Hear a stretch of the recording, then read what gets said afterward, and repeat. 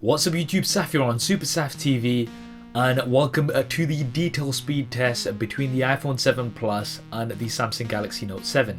So in this video, as always, we'll be doing lots of real world speed tests, everything from camera launch to apps, and then moving on to gaming and also seeing multitasking with RAM management. Now initially I have gone through and updated both devices to the latest software versions available, and I also have the octa-core version of the Samsung Galaxy Note 7 here, which is the one available in the UK. Now getting Geekbench scores out the way, the iPhone 7 Plus actually scores higher on both the single and multi-core performance. It's only ever so slightly higher for multi-core, but for single core it is significantly higher, and I believe this is the highest single core score that I've seen on any device. Now for the fingerprint scanner, I have done a separate video testing out the fingerprint scanner speed between these two, and they were very close. I'll link that video in the cards so you can go ahead and check that out if you're interested.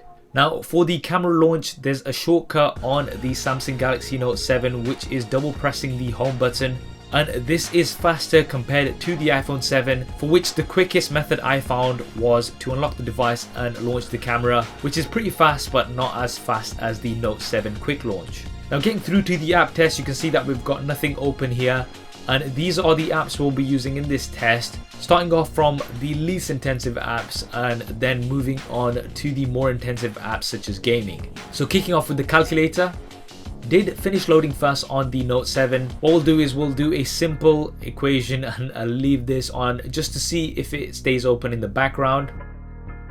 Going back home, and let's open the browser. So we're using the native browsers on here, and we're going to be going on to the BBC News website. Now that was very close, but we did have this cookies message come up on the Note 7, so we won't take this test into consideration. Let's move on to an article, and this time it was ever so slightly quicker on the 7 Plus. Now we'll leave this open and go back home, and let's move on to the next app, which is Twitter.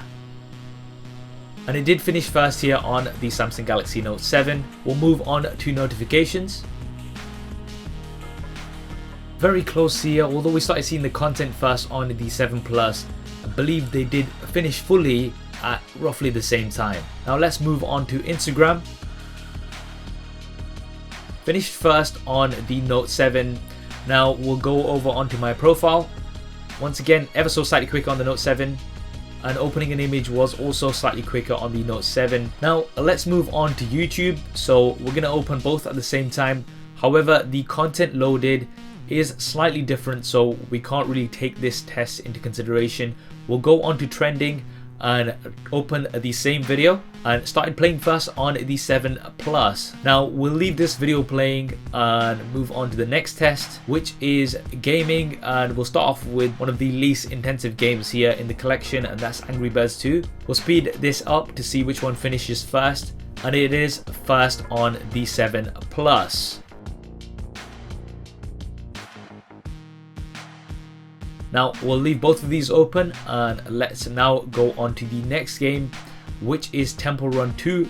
So opening both up at the same time. We'll speed this up once again, and faster on the iPhone 7 Plus. Now we're just gonna go in and play the game on both and leave it running in the background while we test out the next game. So moving on to Subway Surfers, speeding this up, faster once again on the 7 Plus. Now we'll start this as well and leave it running in the background, and now we'll move on to Dead Trigger 2. Finished first on the 7 Plus, although we had this message pop up, but either way it did finish first on the 7 Plus. Now playing the game at the same time, let's see which one finishes loading first. Once again, the 7 Plus, so for gaming, the 7 Plus does seem faster.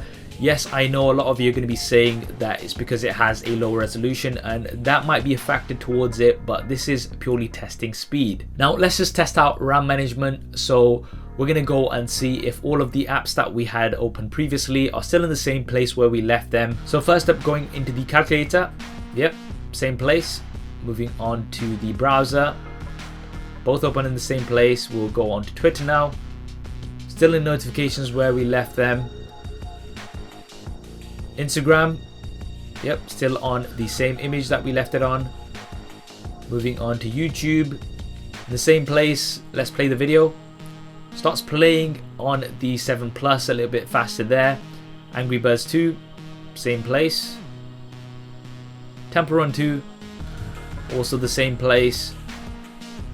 Subway Surfers, same again. And finally Dead Trigger 2 in the same place. So both seem to be doing pretty well in terms of keeping those apps open. So there we have it, the detail speed test between the iPhone 7 Plus and the Samsung Galaxy Note 7. Both pretty fast, and although the Note 7 did seem to be slightly faster for things like launching the camera and some of those less intensive apps such as Twitter and Instagram, the iPhone 7 Plus really did shine when it came to gaming, opening all of the games up faster compared to the Samsung Galaxy Note 7. Now, if you have picked up the iPhone 7 or 7 Plus and you want to give it some protection, then I'd definitely recommend picking up a bumper from our sponsor for this video, which is Rhino Shield. So the Rhino Shield bumper protects your phone, but at the same time lets the design of the phone shine through. It feels slimmer than a normal case and you can touch the metal at the back of it. However, it does protect the device from an 11-foot drop, which is very impressive with this minimalistic design. I'll be doing a drop test with the iPhone 7 and the Rhino Shield bumper. So if you have any creative ideas of how I should do this drop test, then drop those in the comment section below. I'll also leave a link to Rhino Shield in the description if you want to go ahead and pick one of these up. So what did you think of the speed test between the iPhone 7 Plus and the Samsung Galaxy Note 7? Drop me a comment below and let me know your thoughts. I hope you enjoyed this video and found it useful. If you did, then please do hit that thumbs up button for me. It really does help me out. And if you haven't already, then be sure to subscribe and also switch on notifications because there's lots more content coming up on here. Thanks for watching. This is Saf on Super Saf TV, and I'll see you next time.